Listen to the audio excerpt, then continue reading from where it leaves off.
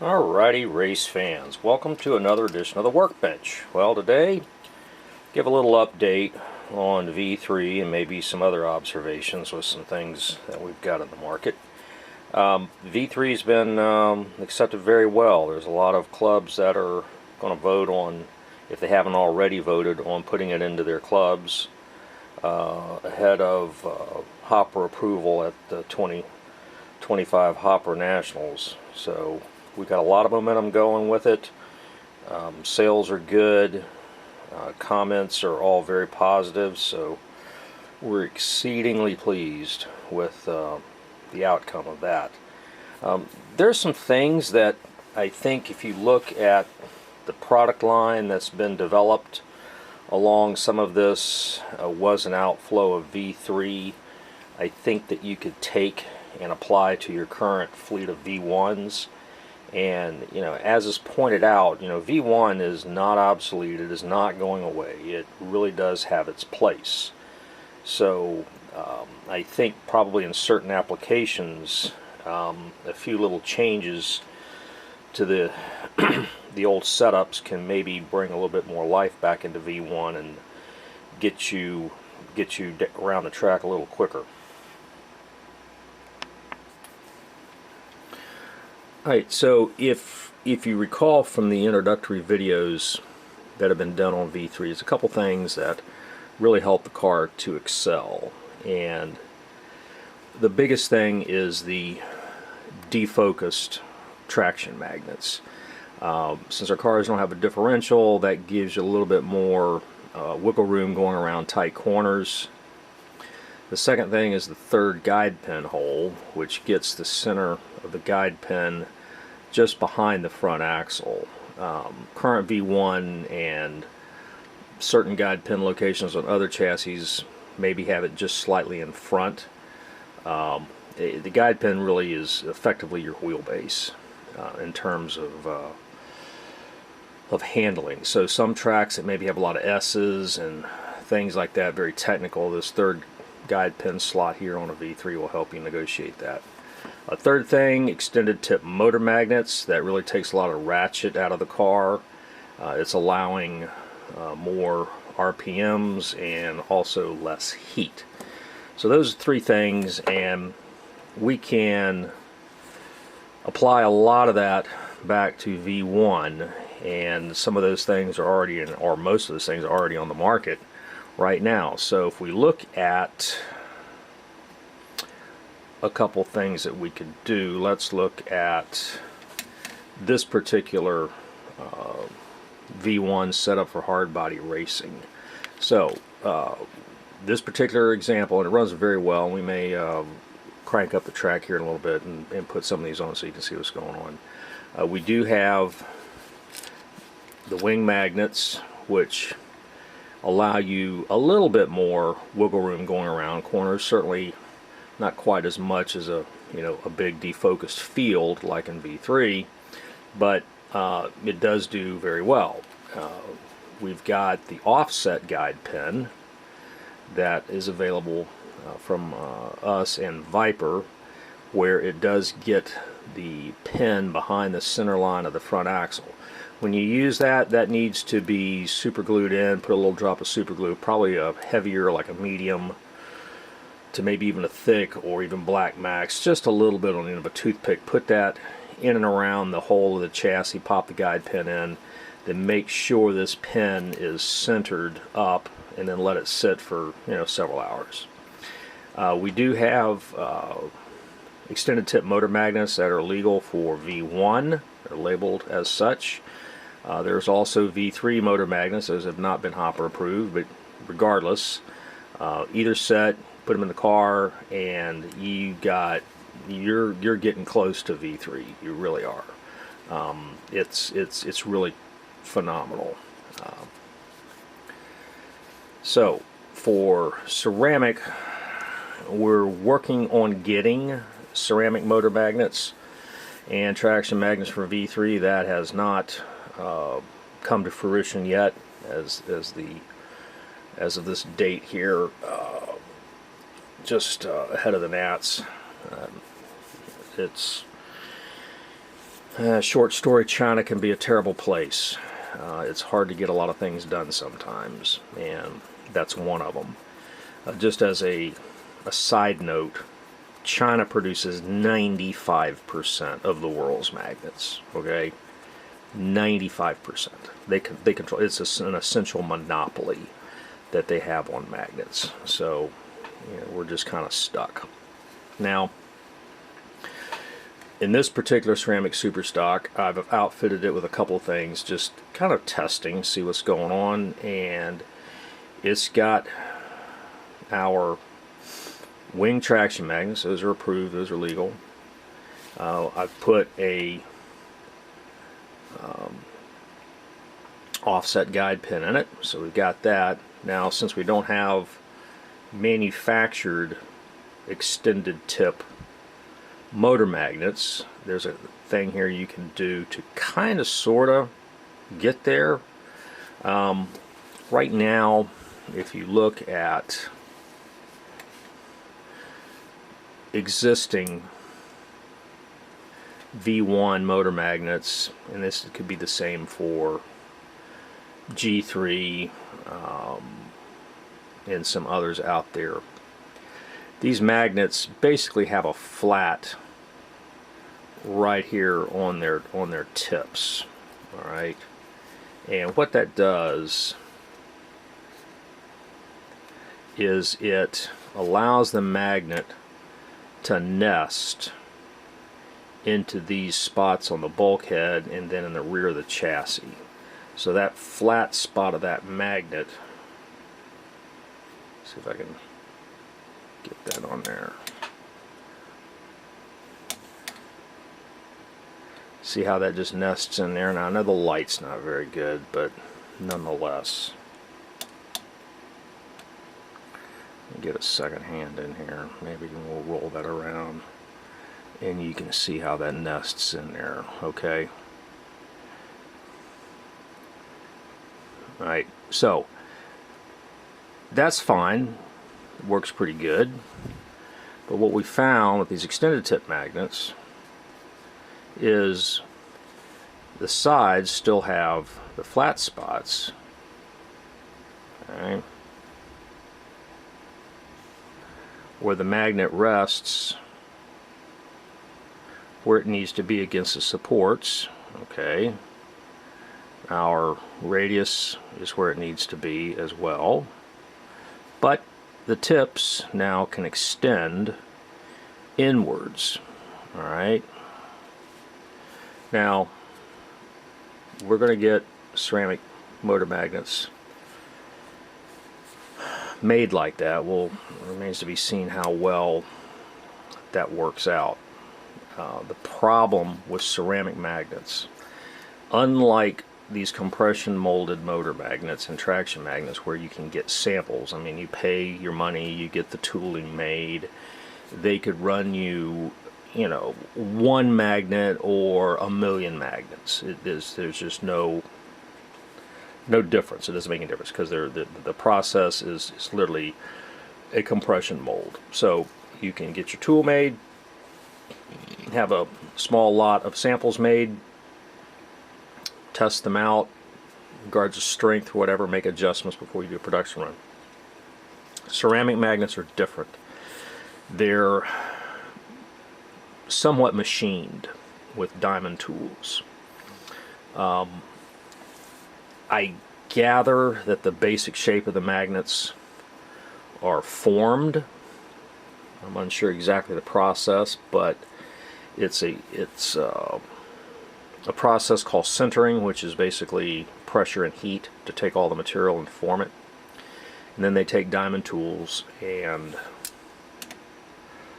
cut it. So if you get any kind of ceramic magnet, you can look and see little lines in it or whatever, and that's the diamond cutters. You know, they have to come in and they've got to put this stuff in jigs and cut this. I'm unsure exactly, you know, which processes go first or last or whatever, but anyway, there's a lot of cutting with diamond tool to make these. That's one reason why they're so expensive. Now, in some applications, when you're ordering motors by the hundreds of thousands, it can actually be cheaper than compression molded, and especially in instances, say in automobile applications where there's a lot of moisture involved, constant atmospheric moisture, ceramic's a good choice of magnets for that because they don't rust. Now, Viper had some ceramic motor magnets here a number of years ago that were pretty good. They were essentially made with this flat tip area. The back was enclosed in just like that, but the tip of the magnet here was flat. Now, I sell some ceramic magnets on my website. They're probably not Hopper approved. I haven't ever submitted them, but anyway, the magnets, they're good quality ceramic. They're basically the motor magnets out of Super 7 can motors. When I had a production run of Super 7 motors made, I had some magnets produced just loose to sell. The thing with these is these magnets are interesting because although they look very similar, they've got nice extended tips on them. Okay, but in the can motor, they sit back a little bit. You got more of a increased air gap a little bit, so that may give you some speed, but it does take a little bit of torque out of the equation. Nonetheless, that's the way that can motor is engineered. I didn't have control over that aspect of it. Other parts I did, but that aspect was kind of fixed. It was the type of the magnet design and where they were placed. But if you want to goof around, you know, this is a hobby. You can do what you want, right? This particular ceramic example, I took a set of these magnets, and right there on the tips, you know, I've put a little black mark here, okay, see that? And then took a Dremel grinder and just, you know, kind of went down and touched those spots and ground some flats onto the magnets and put them in a car, and lo and behold, you know, effectively got homemade ceramic extended tip motor magnets, and they work. You get more speed, less heat, so you can basically put a ceramic car together that would mimic to some degree our proposed motor magnets whenever they get here. So if you want to experiment, it's a hobby, you can do what you want, you can do that. So you can put yourself together a ceramic car with a offset guide pin, essentially extended tip motor magnets, and the wing traction magnets, and really get some good performance. You could sort of do this with V-3. The issue is we don't have block traction magnets out of ceramic yet, so it's kind of a moot point to sit there and even try to do this modification and stick them in there. It's not going to get you anywhere because you don't have this ceramic traction magnets to go with it. But anyway, that's something to do, and maybe we'll run these cars around here a little bit and show you kind of what they can do in that. Now, there's a couple other things about some of these cars here I want to talk about, and we'll get to that here next. Alright, so back to our hard body examples here. Alright, we talked about this one, offset guide pin. You've got your wing traction magnets, and extended tip motor magnets. Works real good. And I'm telling you, for hard body racing, this is pretty good. This really is. There's a lot of clubs that were racing and are racing V1 in hard body trim. This would be an extension for that. Guys looking for extra performance, I would certainly try this, and I think you'll be pleasantly surprised. If nothing else, the offset guide pin can really help handling. But when you put that with the extended tip motor magnets and the wing traction magnets, you've got a really good combination there. And then of course we're running firm tires. These are super tires. Here you could run the Viper Albino Whites. Either they're just about exactly the same in terms of performance. This example here, this is a number of years old, and it was put together to test different magnet strengths. The magnets that are in this car are jacked up a couple of levels over what the traditional what we call Pro 4 magnets are. And it was to test a few things. So you could probably say these were, I don't know, level 6 or something. So the car runs really well, sticks well, and actually probably handles about the same as this car here. Now you've got the standard guide pin location here, but because of the extra downforce, kind of overcomes some of the inherent limitations. You've got extra downforce to help you hold in the corners, where with the defocused feels or whatever, the car can kind of wiggle around and still get your performance. But it was an interesting experiment, and those magnets are not for sale. In terms of just messing around and seeing what else you can do, this is an interesting little example of a car here. We took the extended tip motor magnets, level 10 traction magnets, and our 3.5 ohm motor, and this is really quite an interesting package of parts here. Performs really well.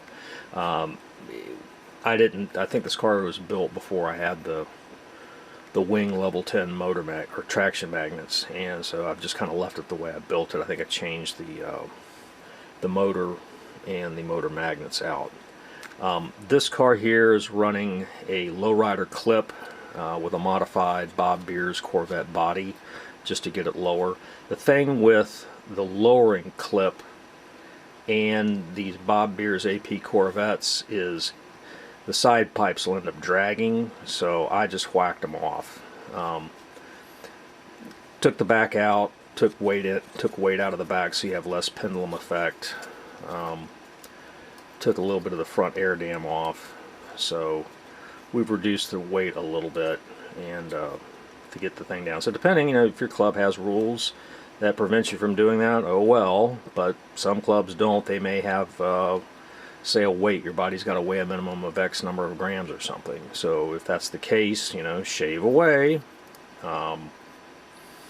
Different clubs do different things. So anyway, let's set the track up and run some of these things around and see what we got. Alright, let's warm the track up here a little bit. And we'll take our cheater car here.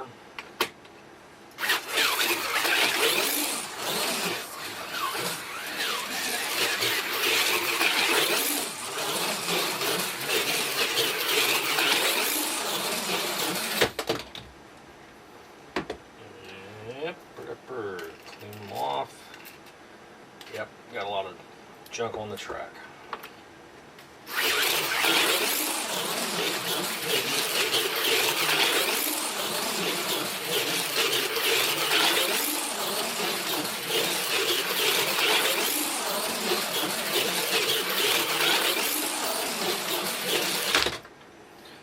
So that's about the limit on that car.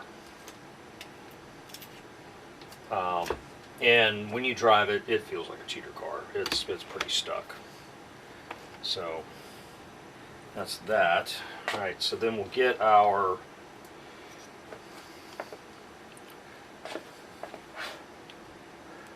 Corvette here. That's got a lifelike body. I trimmed the back of it off.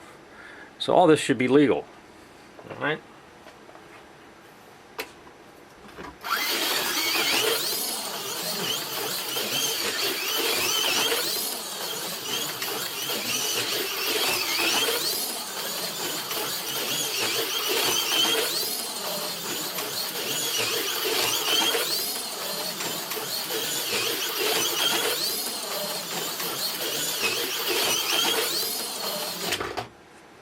That's the limit.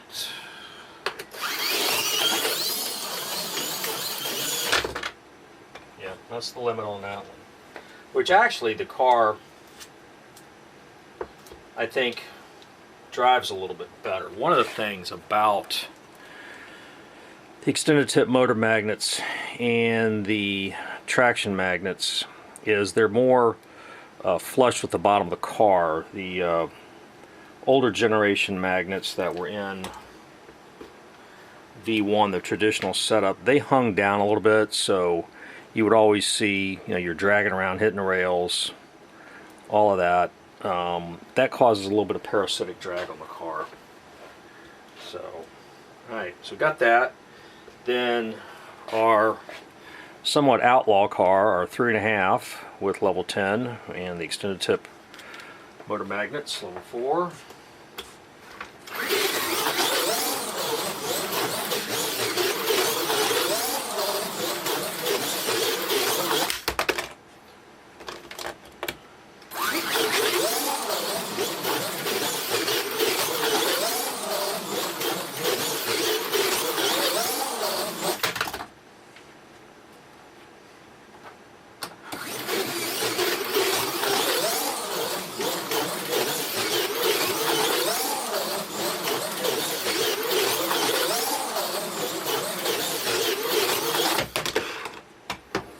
Alright, so that's the limit on that. So interestingly enough, you get a car that really is easier to drive. It may not be much faster than some of these others, but it's just easier.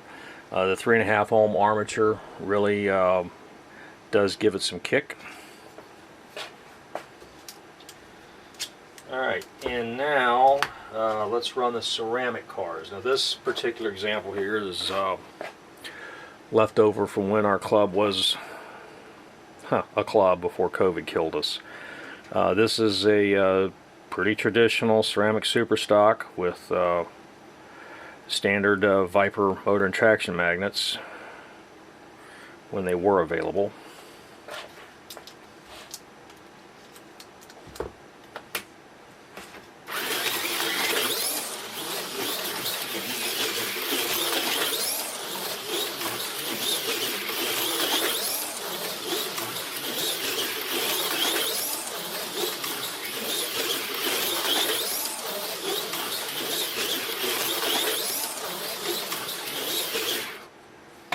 Nice car.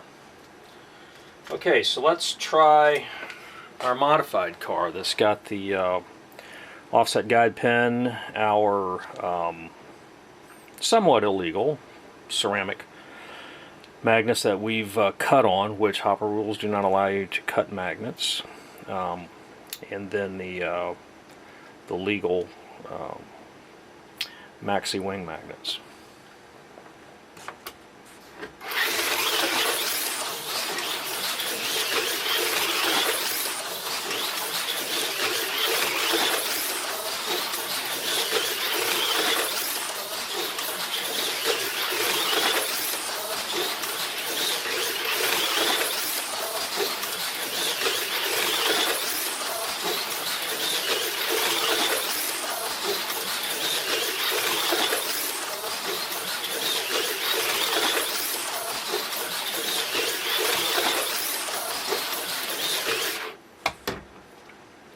Son, I'll tell you what,